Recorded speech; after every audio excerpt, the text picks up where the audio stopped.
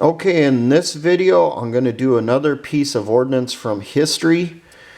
It's going to be on the Soviet RG42 hand grenade. I've been trying to get a hold of an example of this to show you at Training Aid something, but I can't find any in the US at a decent price. If I want to spend $100 or $300 to get one, yeah, I can, but that's way outside what I'm willing to spend.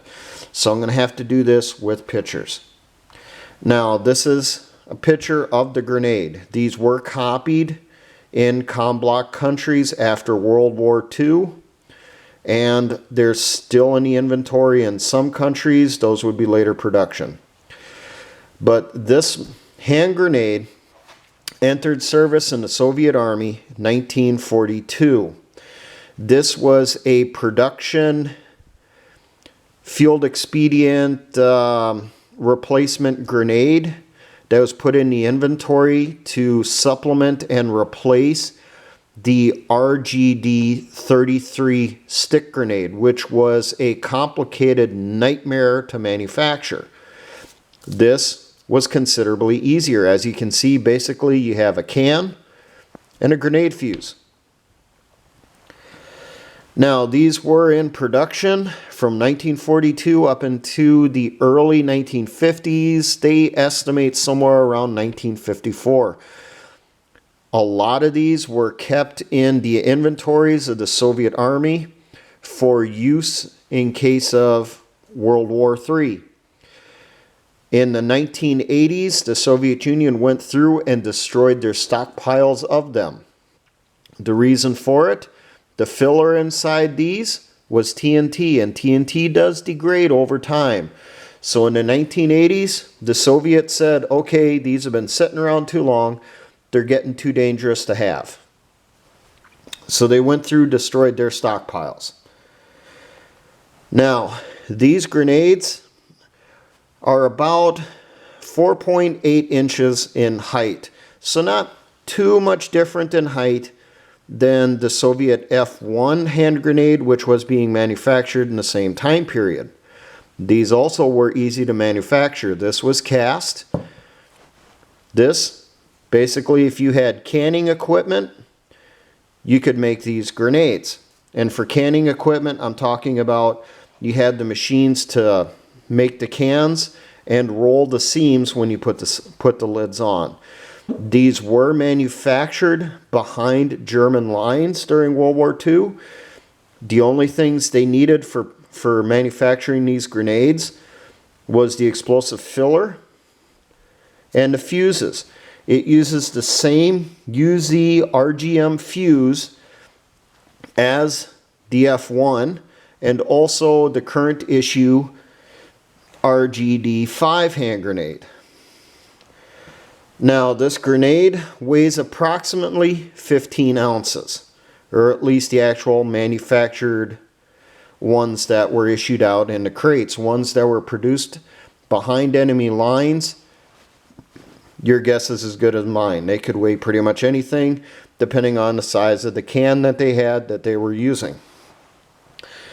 These grenades used TNT and had approximately 7 ounces of filler in them, 7 ounces of explosives. That means it had 3.5 times the amount of explosive inside this thing as this thing, because this was only 2 ounces.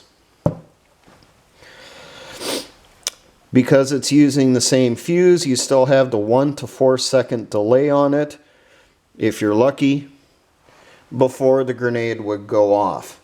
This is in the Chinese inventory. In the People's Republic of China, it's known as the Type 42. Now, some of the technicals on it so you can get an idea. As you see, basically, it's just a can. A can with kind of an adapter on top so that you can screw in the UZRGM fuse. They were 4.8 inches in height, and that is from the bottom of the can to the top of the fuse when the fuse is installed. Diameter at its thickest point, a little over 2 inches. Now the actual construction of it, you have the can. I'll try to make this a little bit better, but it doesn't want to focus that good. The can, and then right inside the can, you have a thicker metal liner. It's still rolled sheet metal. Inside that is your TNT filler. And then you have your cap weld that you put inside there. So more than likely when they were pouring in the molten TNT, they'd have a wooden dowel or something like that suspended in there. Pour the TNT in around it. Once the TNT solidifies, they remove the wooden dowel. They then would go through, put the lid on the can, and then use the seam roller to seal it up. Now the lids on the cans, there was many different models and examples. I cannot find any pictures of the ones that were produced by partisans and other guerrilla forces around the world over the decades. But here you can see lots of different examples. This one up here, just a piece of sheet metal that was rolled, crimped together, and it was spot welded going around it, or tack welded, and it was threaded on the inside to take the fuse. These down here, this one you can see that the adapter is a separate piece, a little piece of stamped out sheet metal, threaded on the inside, and then it would be spot welded to the lid. This one over here actually looks like this one was cast, like this one. This is also cast. So basically they used whatever technology they had, attaching a lid to the can. This one up here, if you look at it, it looks almost like they did it as a casting. They may have did a rough pour to get a general can shape, then a general lid for on top. They probably went through, welded it before they would pour the TNT inside.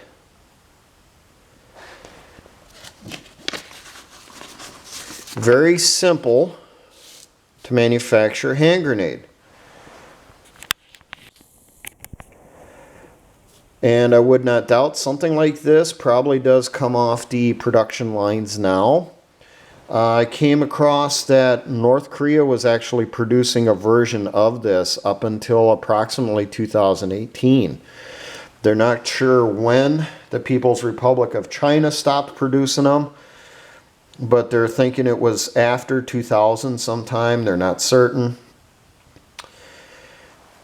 You're not going to find any of the actual Soviet manufactured ones unless they were ones that were decommissioned and then put on the market.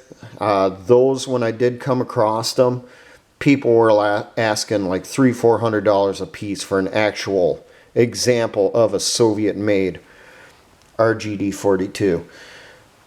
But here you go. It's a simple grenade. It was made during a time when the Soviets had to cut down, become more efficient with their manufacture of hand grenades. I cannot find out how many millions of them were produced. Now there is a little argument I'll go over as to which grenade is easier to manufacture, the F1 or the RG42. The F1, you need to have people knowledgeable in how to cast metal, especially for making that void on the inside for putting the explosive filler. With this one, you need to have people knowledgeable on working with sheet metal and also potentially manufacturing the sheet metal. Making the cans themselves, not that difficult. When you think about it, you're just rolling sheet metal, sealing your seam, making a lid, attaching it to the bottom, making a lid, attaching it to the top. But apparently there was far more rejections in Soviet factories of the RG42 canisters before they were filled. There was far higher failure rate on these compared to these. But these probably took far less time to manufacture than this would. Either way, another improvised grenade. It did go into production. Millions of them were produced.